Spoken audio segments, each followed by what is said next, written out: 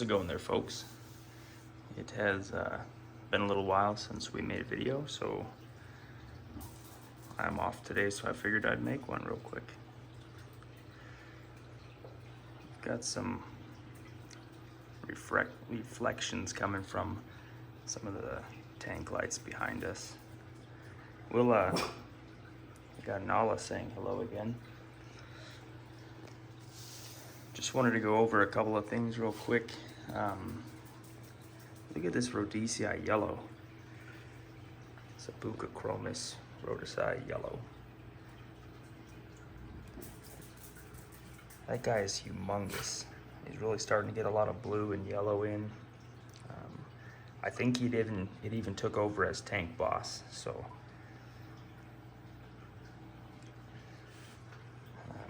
he's a pretty good tank boss though. He's kind of going after this little guy here because I just put him in here. If you've been following along, you might recognize this. This is my breeding male Buccochromis nodotania. It's my Bucco nodo male. I took a little break from the breeding for now, so I just took the male out, left the females, put him in here, and he's been doing good. One other super exciting thing I wanted to show is the Champsochromis cerealis, my Malawi trout here. Though it's going to be hard to see, starting to color up. See that? So super excited about that. I've had this guy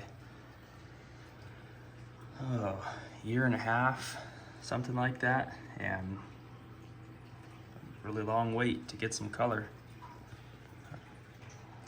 Phosphochromis rostratus is looking amazing. Fusco's humongous, looking good. This is my Tyrannochromis nigervenor, he's looking good. Lepturus green. Got the gar and the dolphin. Star sapphire. Check this dude out. This is the Champsochromis spilorhynchus. Kind of reminds me of like a snook with the way their snout and lower jaw is. But Taniochromis holotania. Oh, this is a fan favorite and one of my favorites, the Malawi hawk. Aristochromis christii. That guy's humongous too. I know it can be deceiving or hard, at least hard to tell how big fish are when you're looking inside of somebody's video on their aquarium, but this tank is 8 foot long, 24 inches wide and 30 inches tall. It's a 300 gallon. These guys are doing awesome. Mr. Strigatus.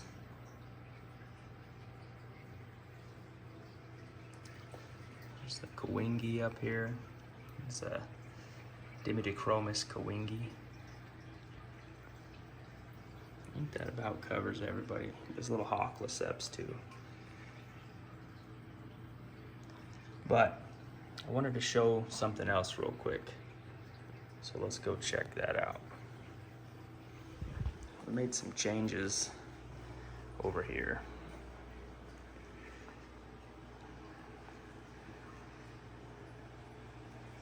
Check these little dudes out. Any guesses?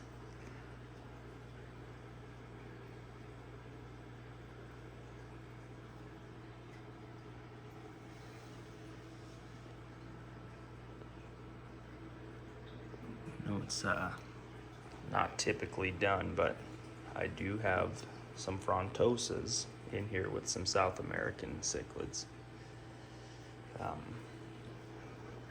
yeah, you probably guessed it. These are peacock bass. Very small right now. This one is a Azul, so he'll grow to that bluish black gray haze. This one is the Orinoco peacock bass. And then this guy over here, he's kind of timid. It's a lot bigger than the other ones. Geez, silver dollar scared the crap out of him. Anyways, this one is a high-end select grade, so you know they kind of pick through and take the best looking ones and make them a select grade, but it is a select grade Kelberry, spider Kelberry. So it should have full body spangling on his fins and a real nice rich gold color. I have not gotten this guy to eat yet, which is kind of weird because he's, you know, almost 7 inches, and then these tiny little guys are 2.5 inches on the Orinoco, and the Azul is this little bigger one, and he's about 4 inches. But I've gotten them to eat. They will eat Superba krill, thawed, and I have such a surplus of the Buconoto fry that I put some like 2.5 inch grow outs in here, and this Azul hammered him. He ate him immediately. And I'm kind of hoping that the reason I put these peacocks in here with the Frontosa, and then there is a standard blue Acara and a Jack Dempsey in here, I wanted to kind of use these other fish that are good eaters to show these peacock bass that it's okay to eat pellets, and the pellets are a source of food. So we'll see how that goes. I've done it before successfully, so I'm hoping to have similar results. But then over here in the old breeding tank is just kind of the spillover fish that were not getting along with other fish, and obviously way too large to put with those tiny peacock bass. So we've got some Mbuna. They're just some hybrids that I bred, and then there's a couple Oscars, an albino tiger and a regular tiger, the females for the Buconoto breeding group. This big this is a Spilostictus type Stigmatochromis, big male. When I put him in my 300 gallon over here, he just doesn't allow for any freedom. He's kind of a jerk, so I don't put him with them.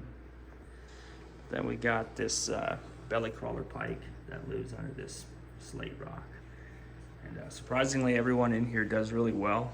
I kind of assumed that this humongous albino tiger Oscar, which is about 13 inches and extremely wide, I assumed he would eat these smaller Mbuna, like this guy here. That fish is only maybe 2.5, 3 inches long, and he hasn't, and they've been together for weeks now. So maybe they're just too fast, I don't know, but he doesn't even go after him. So that's the update I wanted to do. Some new peacock bass. My plan is to grow these guys out to about, I think consistently about 7 inches, and once they get to about 7-8 inches, they would be about 3 to 4 inches smaller than any of my fish in the 300, and then put them in here so that they can, you know, not need to be moved tanks around. And I'll of course monitor things and see how they do with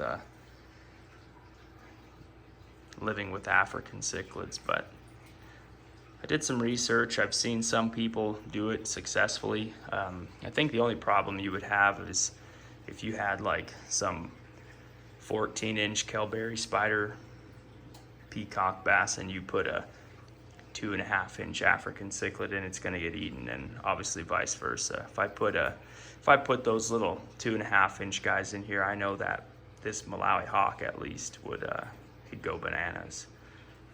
Well, all of these guys would, but that hawk is quite the hunter.